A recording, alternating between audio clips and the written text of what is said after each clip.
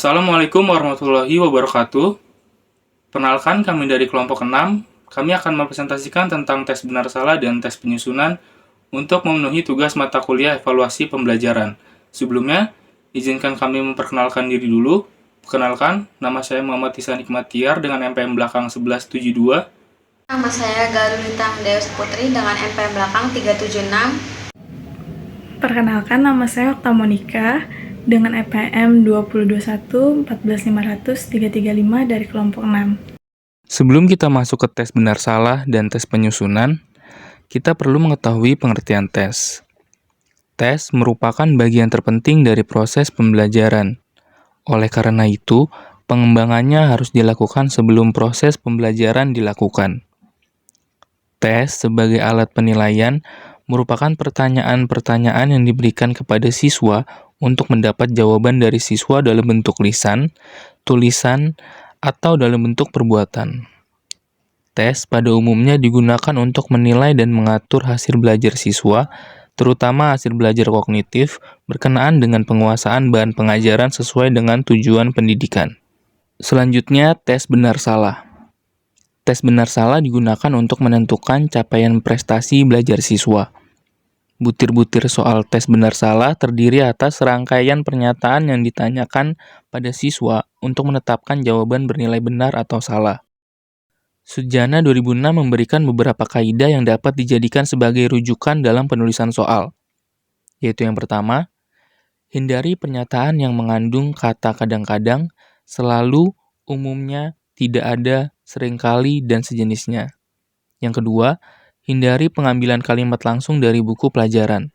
Yang ketiga, hindari pernyataan yang merupakan suatu pendapat yang masih diperdebatkan kebenarannya. Yang keempat, hindari penggunaan pernyataan negatif ganda, misalnya padi tidak tumbuh di tempat yang beriklim panas. Lalu yang kelima, usahakan agar kalimat tidak terlalu panjang. Dan yang keenam, terakhir susunlah pernyataan-pernyataan benar salah secara acak.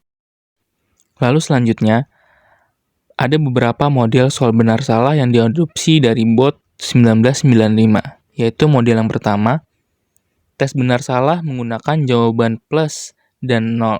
Jika pernyataan benar, maka tuliskan tanda plus. Dan jika salah, maka tuliskan angka 0 pada tempat yang disiapkan. Contohnya, Jakarta merupakan ibu kota negara Indonesia. Karena pernyataan ini benar, maka diberikan tanda plus. Lalu yang kedua, Presiden Indonesia yang pertama adalah B.J. Habibie. Karena pernyataan ini salah, maka harus diberikan tanda 0. Selanjutnya, model yang kedua, tes benar salah dengan melingkari jawaban B atau S. B untuk benar dan S untuk salah. Contohnya, benar atau salah, jumlah semua data dibagi banyaknya data merupakan rata-rata data. Lalu contoh yang kedua, benar atau salah, modus adalah data yang memiliki frekuensi tinggi. Lalu yang ketiga, benar atau salah, nilai tengah sekelompok data dinamakan simpanan baku. Maka, siswa harus memilih benar atau salah kalimat yang ditanyakan tersebut, dengan melingkarinya atau mencoret salah satunya. Pada slide ini, saya akan menjelaskan fungsi tes benar salah. Ada dua fungsi tes benar salah. Yang pertama, tes sebagai pengukur prestasi, yaitu bertujuan untuk mengukur prestasi atau hasil yang telah dicapai oleh siswa dalam proses belajar mereka. Kemudian, sebagai bukti ada atau tidaknya peningkatan kemampuan peserta didik atau berhasil tidaknya pencapaian tujuan pendidikan. Kemudian yang kedua, tes sebagai motivator dalam belajar. Menurut Thorndike et al. 1991, feedback berupa nilai penting guna meningkatkan belajar. Siswa akan belajar lebih giat dan berusaha lebih keras apabila mereka mengetahui bahwa di akhir program yang sedang ditempuh akan diadakan tes untuk mengetahui nilai dan prestasi mereka. Kemudian, menurut Robert et al. 1979, tes kadang-kadang dianggap sebagai motivator ekstrinsik dan bukan motivator intrinsik. Teori psikologi behaviorisme memandang bahwa hasil tes yang baik dan yang segera diketahui oleh siswa yang bersangkutan akan menjadi pengalaman yang menyenangkan, reward learning experience, dan mempunyai efek memperkuat dorongan untuk belajar kembali. Selanjutnya, saya akan membahas kelebihan dari tes benar salah. Ada 6 kelebihan dari tes benar salah. Namun, saya akan simpulkan dari satu persatu. Kesimpulan nomor pertama, soal ini memiliki kemungkinan pengambilan sampel yang memadai. Lalu, kesimpulan nomor 2, soal ini mudah ditebak, namun tetap memberikan informasi yang berguna terkait pemahaman peserta ujian. Lalu, kesimpulan nomor 3, item benar salah relatif mudah untuk disusun. Kemudian, kesimpulan nomor 4, meskipun hanya dapat mengukur urutan keterampilan yang lebih tinggi secara tidak langsung, namun tetap memberikan informasi yang berguna. Kesimpulan selanjutnya adalah benar salah dapat dinilai secara efisien dan efektif.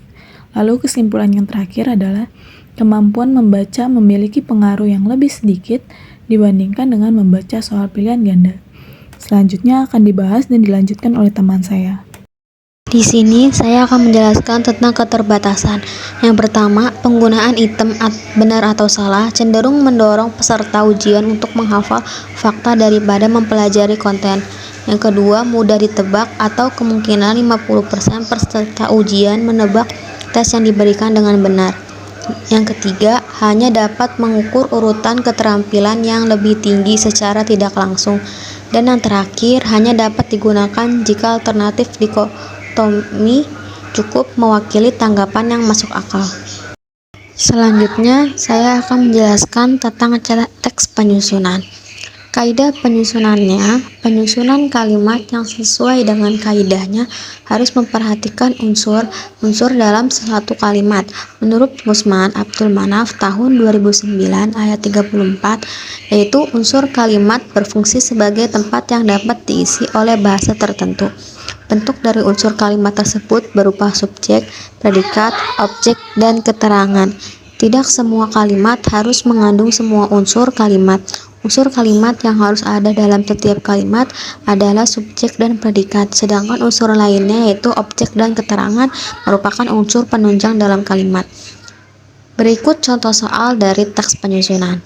Susunlah kalimat di bawah ini menjadi kalimat yang tersusun dan efektif. Yang A, tentukan sasaran pesaing. B, analisa kekuatan dan kelemahan. C, lihat reaksi. D, identifikasi pesaing. E, identifikasi strategi. Jawabannya yaitu D, A, E, B, dan C. Yang sudah menonton video ini, mohon maaf jika ada salah kata. Wassalamualaikum warahmatullahi wabarakatuh.